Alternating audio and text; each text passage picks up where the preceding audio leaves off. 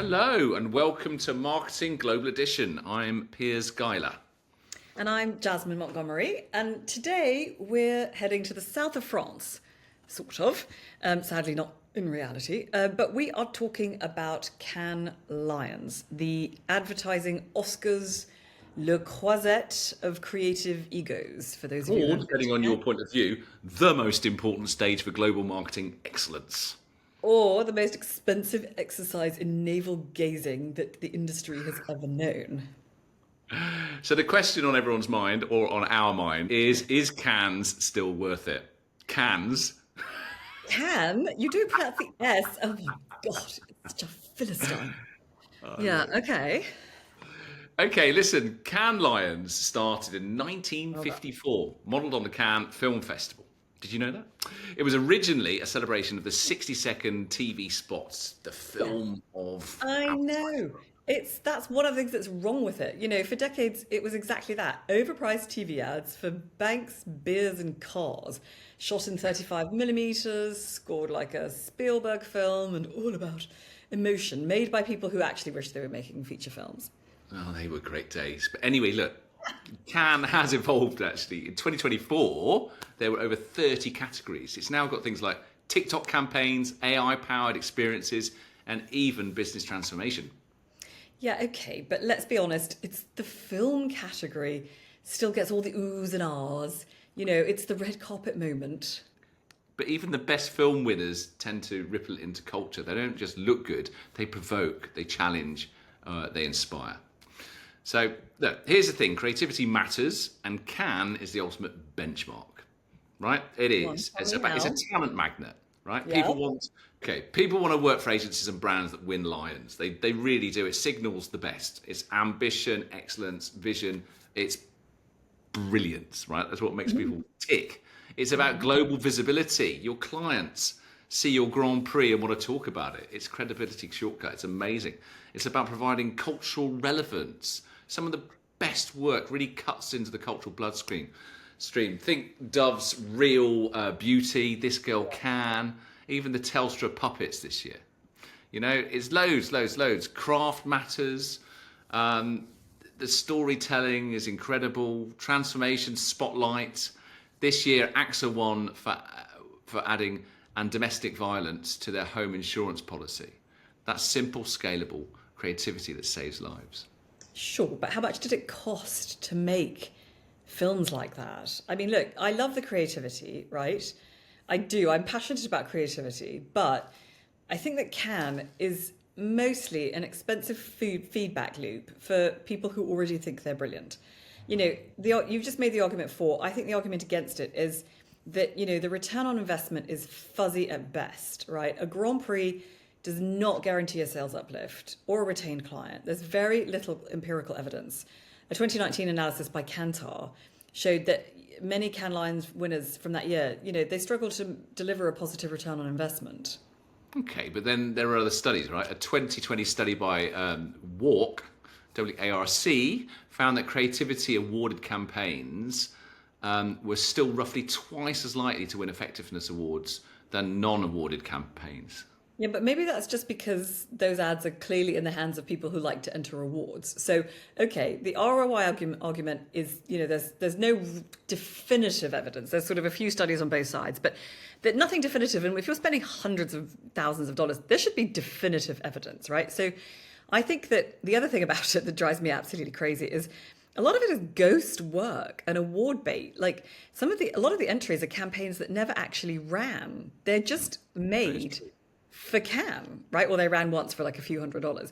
So for me, a lot of it is about ego over impact, right? So, you know, they're just not commercially that relevant. I think there's underrepresentation. So something that winds me up is that a lot of it is dominated by Europe and North America. Africa and Southeast Asia get sidelined.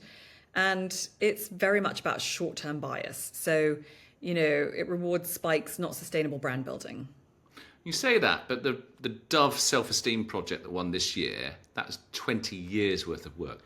Yeah, okay, you got me on that one, but one outlier does not an entire system fix.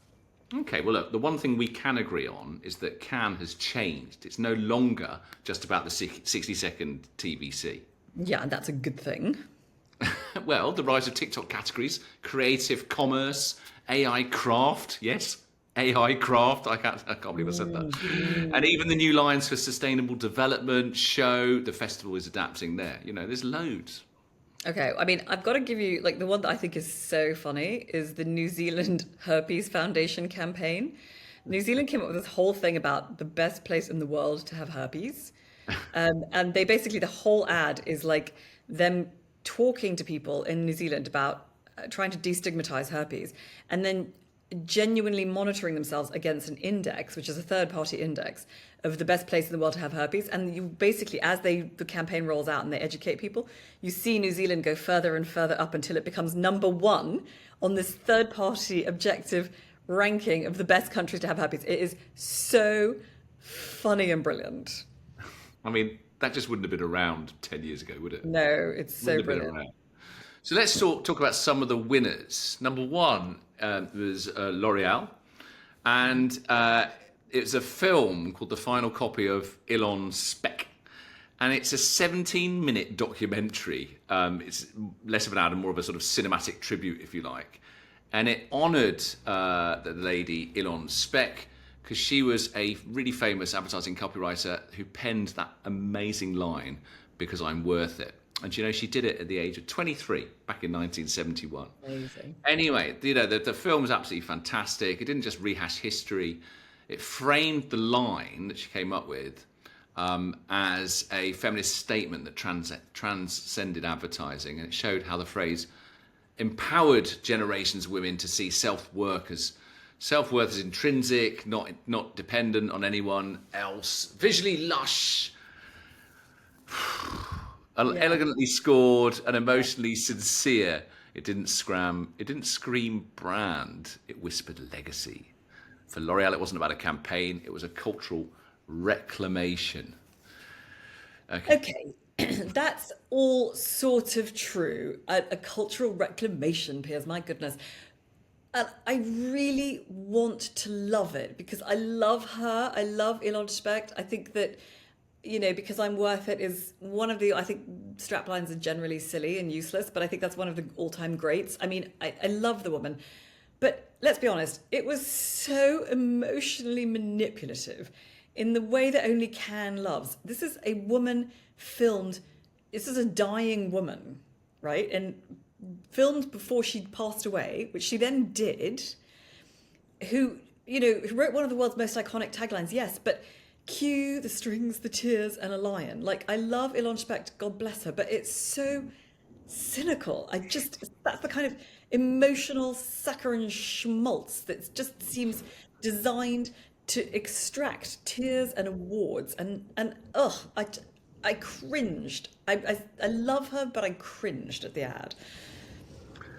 Okay, let's do another one then. So, Channel 4, UK TV channel, Channel 4, for those who don't know it, and it's called Considering What as a question. And this was Channel 4 at its best. Channel 4 is provocative, it's political, and this was brilliantly British. And it challenged superhuman narrative that surrounds Paralympians. It really gets you, actually. Instead of just being about awe and inspiration, it was really gritty. It was full of rage, difficulty, sarcasm, humour, repetition. It was real people with disabilities confronting real stereotypes, and it was pretty hard hitting, but it was so insightful, actually. And the one scene showed a Paralympian refusing help with their bag on the tube.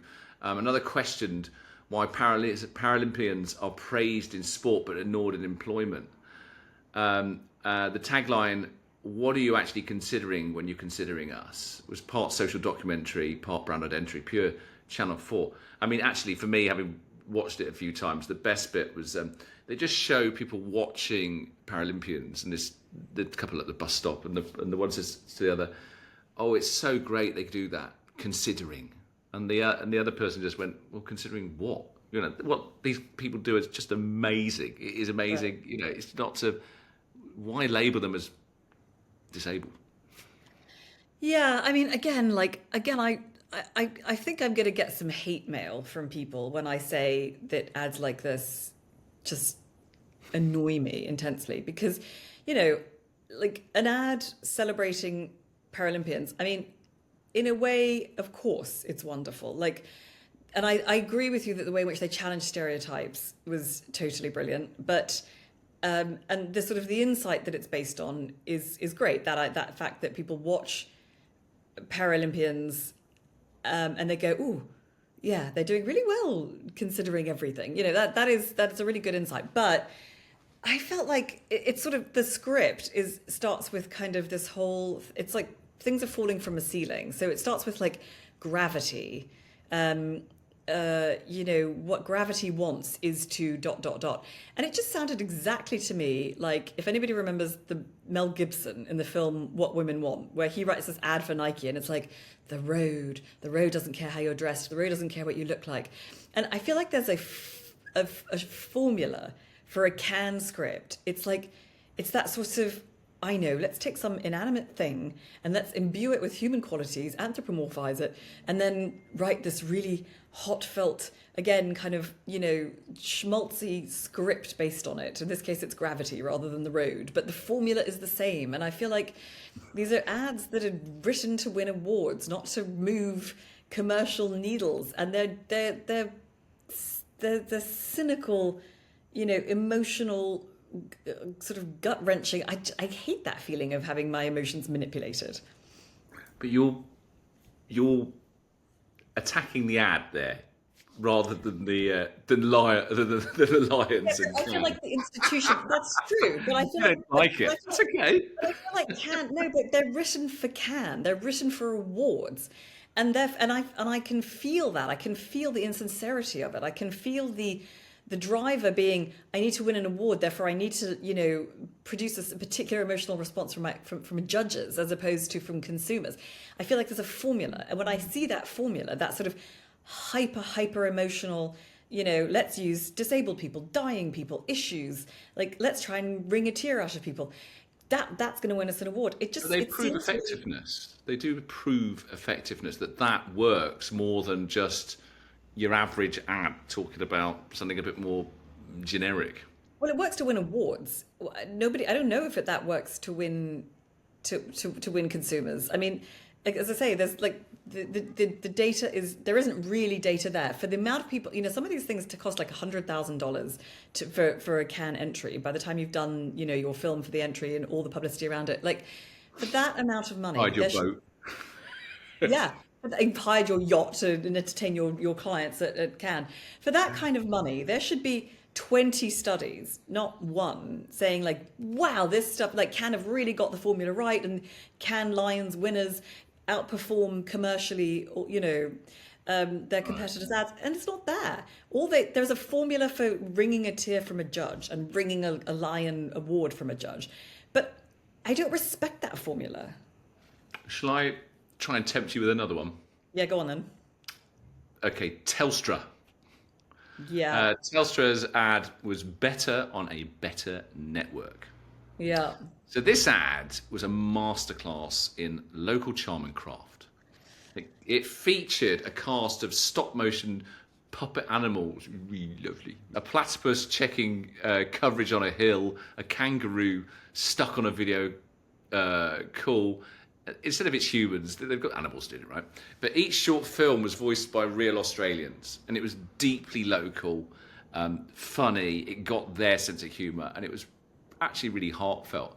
And it didn't just shout tech specs; it whispered reliability, and it really helped Telstra as a brand to reposition themselves from just that big faceless telco, something a bit more human, a bit more Aussie, and really tapped into that sort of patriotism. Okay, I'm going to have to give you this one because it didn't just do the usual, I've got a script that I think the judges are going to love. It was adorable, funny, super well crafted. I mean, I think if Cannes is going to reward crafting, this is an ad that I think deserves an award just for its puppetry, for its crafting. It was really groundbreaking. And, I think I cannot imagine the faces of any of our clients if we walked into our telco clients.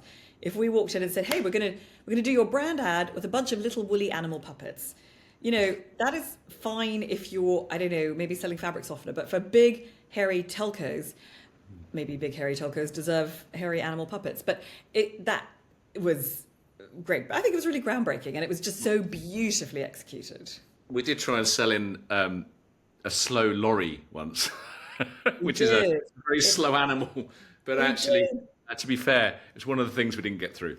Anyway, in Singapore, yeah, it bombed. It bombed. Listen, I'm itching to tell you about the next one. Go on then. So the next one is you mentioned it earlier, is the New Zealand Herpes Foundation. The best place in the world to have herpes. So I go through this, yeah? So it's got an outrageous title, bold delivery, but underneath the cheeky tone was a really smart public health initiative. And they're very good about this. Did they come up with... who did Ways to Die? Dumb Ways to Die? Was that Australia? Was that Australia? I think that was an Australian screen safety commercial. That was brilliant, yeah. Well, this is sort of same sort of vein, yeah. Public health film. And it's one of the most... It was about the supportive healthcare environment they have for managing herpes. So it's the best place to have it, apparently. So it campaign flipped the sort of shame on its head, and they got posters in airports reading, it's the safest place to have herpes. I think it's absolutely brilliant. Anyway, there were digital films, and they featured interviews with real patients discussing empathy, stigma, and care. And the result, a 300% increase in test inquiries in just 2 weeks. Funny, but also impact-driven and insight-led. And I love this when advertising just turns things on its head. It's worthy winning an award, Jasmine. Yeah, all right. That is a total winner, and it may have won you this whole argument, because if there's any reason to have Cannes Lions around, it's in order for films like this to walk away with the recognition that they deserve for an absolutely breakthrough, brilliant, hilarious, fabulous ad. So I will give you that. I mean, you know my issues. I've ranted on about it already. Who are these campaigns for? Is it for juries? Is it for creatives or consumers? Okay, I think the best work does both. It really does. It impresses juries because it works in the real world. I mean, I think that's just the fact behind it. Good work works and should be recognised. I don't agree. I think that too much work is engineered for the awards and engineered to try and make a juror cry, laugh, or drop their popcorn. I think it's a game. I think Cannes rewards a certain tone, certain causes, and a certain aesthetic. But sometimes they do absolutely get it right, and there are some ads that absolutely deserve to win something. And I do think it's fair that you pick up on, there are some ads that, they're just put up on one billboard in one location, just run once in a very small place with no media spend, and it's just so they can enter an award. And the client's on board with that as well. It is a agency client thing. But that's okay. That's just another way of winning an award. But listen, if we don't celebrate great creative thinking, we just risk becoming another service function.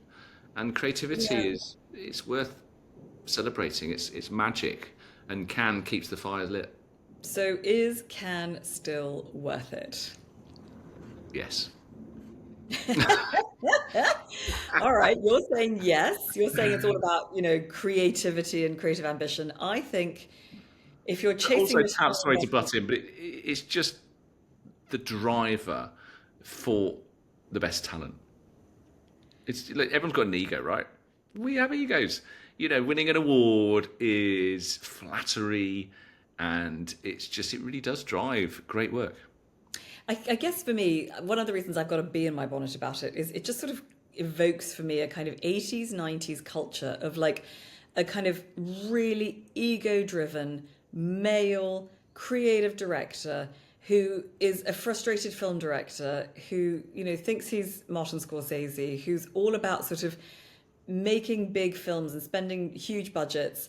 And I just think the world has changed so much. I think the world has changed, in every way, where, we're supposed to be, as agencies, we're supposed to be commercially minded, we're supposed to be results oriented, we're supposed to be 360-degree, multifaceted campaigns that are using digital channels, multi-channels, omni-channel, microfilms, social media, digital banner advertising, etc. Not just a big 90-second, 60-second TV ad. but also where like it's not okay to have that kind of the ego fluffing. I think I feel like it's a driver that actually creates kind of the worst type of old style creative director behavior, which I don't think is representative of who creative directors have become today, who are problem solvers, creative artists, but with some humility and commercial imperatives at their centre. I just don't think that's representative of the stuff that's winning today, though. What's winning today is 360 campaigns they're basically just banging creative ideas based on incredible insights, and those are the ones that are winning. And it's the idea that's sometimes much more complex than it used to be. It used to be much simpler to do a 60-second, but now these are like complex ideas that roll out in very, very different ways. And I think the complexity is really impressive. For something like simplicity, I can't believe I said that. In a way, we've fallen into the trap that we're talking about, which is, we've only talked about some of the TVC, big ones, as opposed to talking about the winners of the, TikTok category or whatever. But that's because we focused on the sort of the ones that, had the kind of Grand Prix. So even, the absolute winners are still winners of the film category. And that's what gets talked about, even by us who are aware of that. So I don't know. I guess we both agree that, that there are certain, I agree with you that there are some ads I'm so thrilled have walked away with an award, and I feel like, I guess on balance, you and I are going to agree to keep it. Not that anybody's really asking us. Let's be honest. No one really cares what we think. But anyway, you guys have stayed on listening the whole time. I guess I hope that's been entertaining for you. We'd love to know your thoughts. Tell us what you think. Should Cannes still be around in 20 years' time or not? And also send us your favourite campaigns, whether they've won a Cannes award or not. Okay, thank you. Bye-bye. Bye-bye. Until next time, bye for now. Marketing Global Edition is sponsored by Adsy, the ad generator for small businesses that serves you effective and affordable ads in seconds. And by 7 Brands, the international advertising and branding agency that has worked with clients around the world from Coca-Cola to Facebook.